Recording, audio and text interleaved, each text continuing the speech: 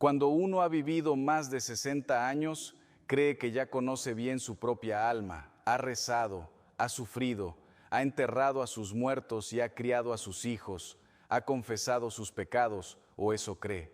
Pero hay un error espiritual muy común que las personas de tu edad cometen, y es este: confundir el silencio de la conciencia con la paz de Dios. No son lo mismo. Una conciencia que ya no duele no siempre es una conciencia limpia. A veces es simplemente una conciencia que aprendió a no mirar. Quiero preguntarte algo con toda la sinceridad de la que soy capaz. ¿Hay alguien en tu vida a quien ya no le rezas? ¿Hay algo que hiciste o dejaste de hacer que con los años simplemente decidiste ya no pensar? Quédate conmigo. Lo que voy a compartirte hoy no es un sermón de culpa. Es una conversación que quizás necesitabas tener hace tiempo. Si este canal te da algo de paz, de luz, de compañía espiritual, te invito a suscribirte para que estas reflexiones lleguen a ti cada semana.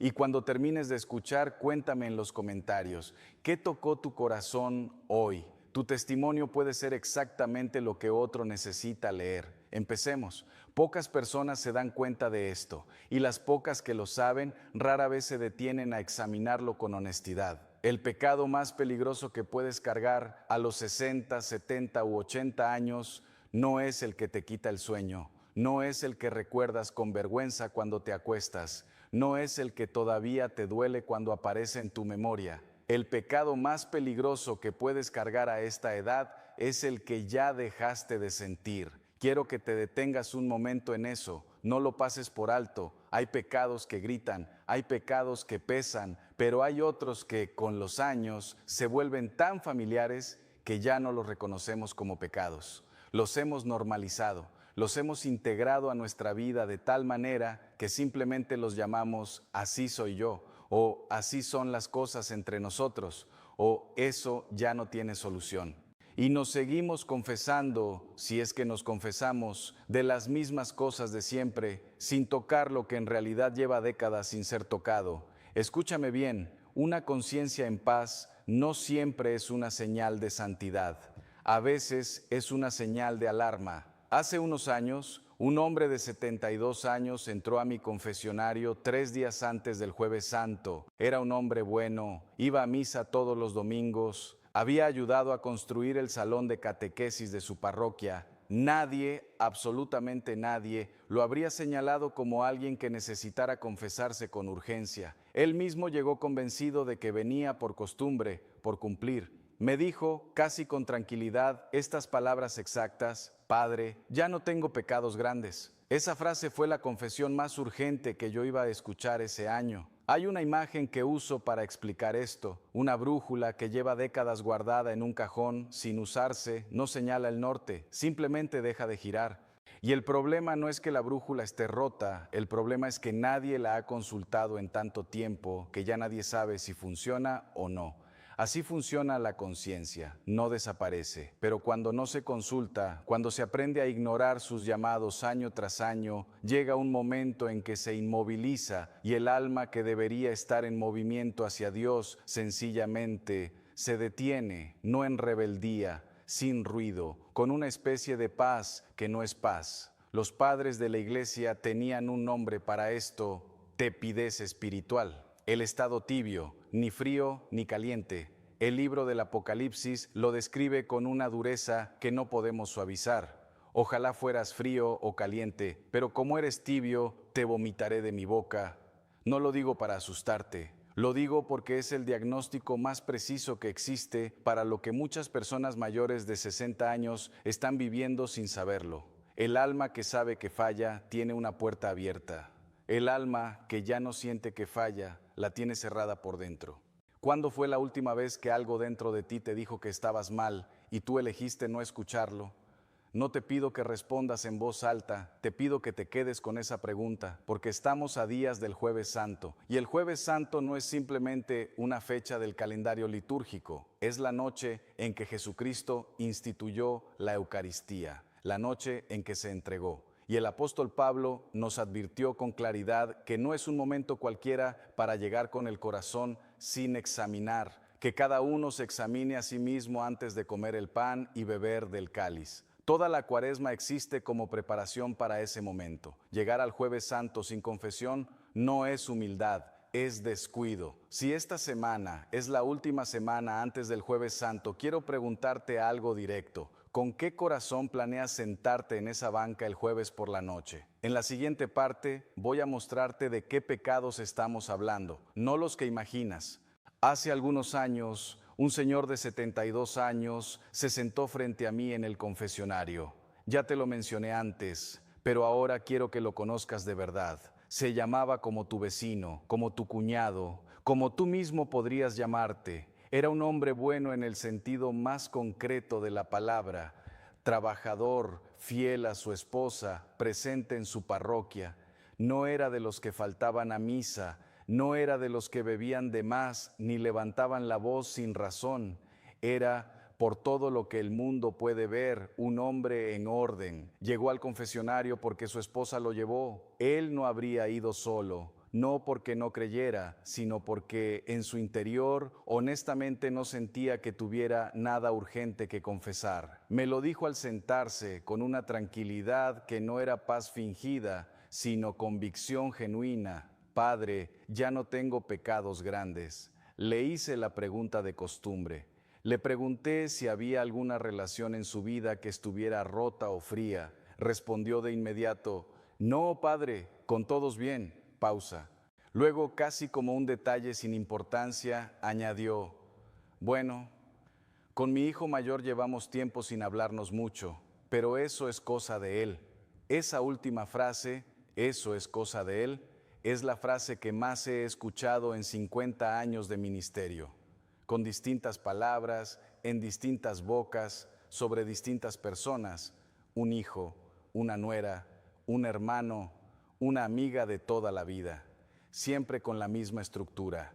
Yo estoy disponible, el problema es del otro. Y lo que quiero que entiendas es esto, ese hombre no estaba mintiendo, estaba diciendo exactamente lo que sentía. Y ahí está el problema, porque un rencor que lleva 15 años guardado ya no se siente como rencor, se siente como distancia. Y la distancia con el tiempo se vuelve tan normal que ya no parece un problema. Parece simplemente la realidad, parece así son las cosas. Parece ya qué le vamos a hacer. Seguí preguntando, con calma, sin prisa. Y fue entonces cuando salió a la luz el núcleo de todo. El hijo mayor había tomado una decisión 15 años atrás que afectó a toda la familia. Una decisión que este hombre consideró una traición. Y desde entonces, sin que nadie lo declarara, sin que hubiera una pelea definitiva, la relación simplemente se enfrió. Las llamadas se espaciaron, las navidades se volvieron tensas. Y este hombre, sin darse cuenta, había dejado de rezar por su hijo. Había dejado de esperarlo con alegría, había dejado de desearle el bien de verdad, no lo odiaba, eso sería más sencillo de confesar. Lo que sentía era algo peor, indiferencia disfrazada de paz. Le pregunté entonces, suavemente, ¿y tú alguna vez le pediste perdón por algo? Silencio, no un silencio de quien no entiende la pregunta, un silencio de quien la entiende demasiado bien y no tiene una respuesta fácil. 40 segundos, los conté. Esos 40 segundos son los que este video quiere provocar en ti. Porque quizás tú no tienes un hijo con quien la relación está fría, quizás es una hermana, un amigo de décadas que desapareció después de una discusión que ninguno de los dos se atrevió a resolver, un padre que ya murió y con quien nunca terminaste de hablar lo que había que hablar. Quizás es tu propio cónyuge que sigue durmiendo a tu lado pero con quien llevas años sin tener una conversación de verdad.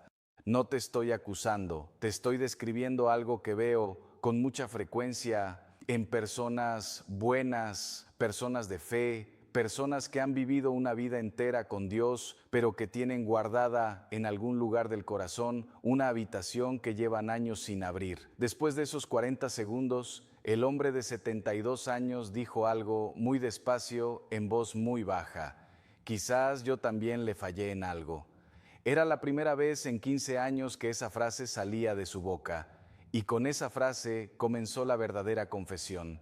Hay una verdad sobre ti mismo, sobre alguien a quien amaste o dejaste de amar, que llevas años sin decir en voz alta ni siquiera adiós.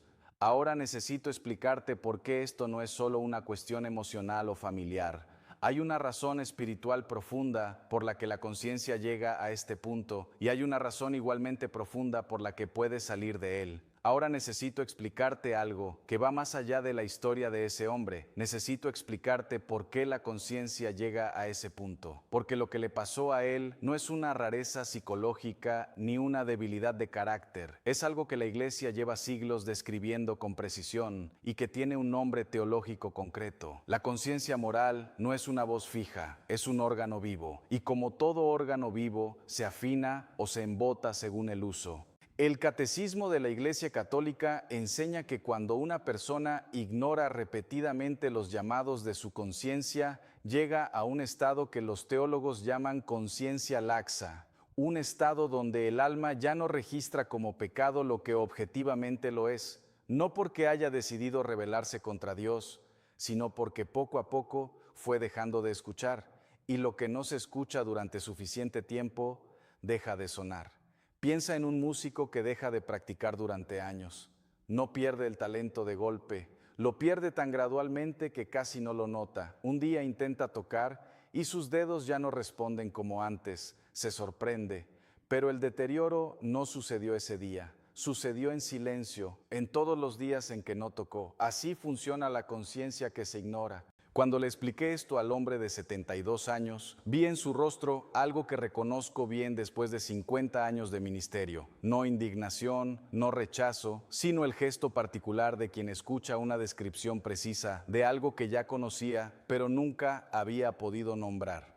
Le dije, no es que tu hijo te haya quitado la paz, es que tú decidiste en algún momento dejar de desearle el bien. Y eso, aunque no lo sintieras como pecado, fue cerrándole la puerta a Dios en esa área de tu vida. Y entonces usé la imagen que quiero dejarte hoy, porque es la que mejor describe lo que el alma carga cuando lleva demasiado tiempo sin confesarse. Cuando una herida en la piel se cierra por fuera sin sanar por dentro, forma lo que la medicina llama un absceso. Por fuera, la piel está lisa, no duele al tacto, no hay señales visibles de alarma. Pero por dentro, la infección avanza en silencio y se pudre exactamente porque nadie puede verla. El alma funciona igual. Los pecados que no se confiesan, los rencores que se normalizan, el orgullo que se disfraza de dignidad, la indiferencia que se vuelve rutina, todo eso forma ese absceso espiritual. La persona llega al Jueves Santo, la noche en que Cristo instituyó la Eucaristía precisamente para quienes necesitan ser purificados, y comulga sobre una herida cerrada en falso. Por fuera todo parece en orden, por dentro algo no sana. La carta de Santiago no habla de esto como metáfora, lo dice en términos directos. Confiésense unos a otros sus pecados y oren unos por otros para que sean sanados. La conexión entre confesión y sanación es literal en las Escrituras. No es una imagen poética, es una instrucción médica para el alma.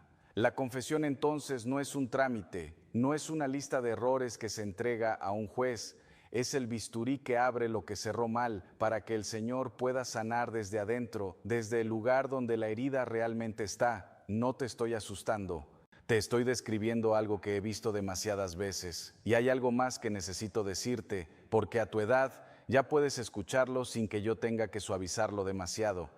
A los 60, 70 u 80 años, el tiempo no es una abstracción teológica, es una realidad biológica concreta. El libro del Eclesiastés lo dice con la claridad de quien ya vivió suficiente para entenderlo. Acuérdate de tu Creador antes que lleguen los días en que ya no puedas elegir. La Iglesia no habla de la muerte para aterrorizarnos, habla de ella para honrar la dignidad del tiempo que nos queda. Un testamento no se hace en el momento de morir, se hace con calma, con claridad, mientras todavía hay tiempo de escribirlo bien. La confesión antes del Jueves Santo es el testamento espiritual que puedes hacer esta semana, mientras todavía es esta semana. El hombre de 72 años salió de ese confesionario y encontró a su esposa esperándolo afuera. Solo le dijo esto: hay algo que necesito arreglar. Ella no preguntó qué, solo le tomó la mano. Así comienza la sanación, no con gloria, no con lágrimas espectaculares, con una frase honesta dicha en voz baja y una mano que te acompaña. ¿Qué haces ahora con todo esto? Déjame darte 3 pasos concretos y una promesa. Entonces, ¿qué haces con todo esto? No quiero que termines de escuchar esto sintiéndote culpable. La culpa sin dirección no sirve para nada. Lo que quiero es darte algo concreto que puedas hacer hoy, esta semana, antes del Jueves Santo. 3 pasos pequeños. No te pido que resuelvas en una semana lo que lleva 15 años sin resolverse. Te pido que des el primer paso honesto. Un paso pequeño en la dirección correcta vale más, espiritualmente, que un plan perfecto que nunca se ejecuta. El primer paso es el silencio. Antes de que termine esta semana, siéntate en un lugar sin televisión, sin teléfono, sin ruido, solo 5 o 10 minutos, y hazte esta pregunta en voz alta, aunque estés solo. ¿Hay alguien en mi vida a quien ya no le rezo? ¿Hay algo que hice o dejé de hacer que simplemente decidí ya no pensar? No analices lo que venga, no lo justifiques, solo escríbelo. Eso que sientes en ese silencio, esa incomodidad pequeña, ese nombre que aparece sin que lo busques, eso es lo que quiero que lleves al confesionario. El Salmo 139 dice: examíname, oh Dios, y conoce mi corazón. Pero Dios no puede examinar lo que nosotros mismos nos negamos a mirar. El silencio honesto es la puerta, y a veces abrirla es ya el comienzo de la sanación. El segundo paso es ir. Busca un sacerdote antes del Jueves Santo, no para cumplir, no para tachar una casilla, para llegar a la noche de la última cena del Señor con el corazón de carne que Él prometió en Ezequiel, no con el corazón de piedra que los años sin querer van construyendo. Si no sabes cómo empezar, si llevas mucho tiempo sin confesarte y no encuentras las palabras, puedes decir simplemente esto: Padre, vengo a confesar algo que llevo mucho tiempo cargando y que nunca supe cómo nombrar. Eso es suficiente para comenzar. La misericordia no necesita más que una grieta. 3 días después de su confesión, el hombre de 72 años llamó a su hijo por primera vez en meses. No le dijo todo, no resolvió 15 años en una llamada, solo le dijo: te llamo para saber cómo estás. El hijo tardó un momento, luego respondió: bien, papá, gracias por llamar. Eso fue todo, pero eso fue suficiente para que el Jueves Santo llegara diferente. El tercer paso es recibir. Cuando salgas del confesionario, no salgas buscando señales extraordinarias. No salgas esperando que todo cambie de golpe. La paz que Dios da después de la confesión no es la paz de quien ya no tiene problemas. Es la paz de quien ya no carga solo lo que cargaba. Los problemas pueden seguir. La relación difícil puede seguir siendo difícil, pero el peso que tú ponías encima de ese problema, la culpa sin nombre, el rencor normalizado, el orgullo disfrazado, ese peso se lo llevó Él. El Jueves Santo, el hombre de 72 años comulgó. No pasó nada extraordinario, no hubo lágrimas ni visiones, solo una sensación que describió después con una sola palabra: liviano. Eso es todo lo que la gracia promete. No gloria, no solución inmediata, solo la posibilidad de volver a caminar sin ese peso que ya ni sentías, porque lo habías normalizado tanto que olvidaste que estaba ahí. Y ahora quiero terminar con esto mirándote directamente. Dios no te pide perfección a los 70 años. No te pide que seas otro, no te pide que hayas vivido diferente, te pide honestidad. Y la honestidad más valiente que puedes tener a esta edad es reconocer que todavía hay áreas de tu corazón donde Él no ha podido entrar, no porque Él no haya querido, sino porque la puerta estaba cerrada desde adentro.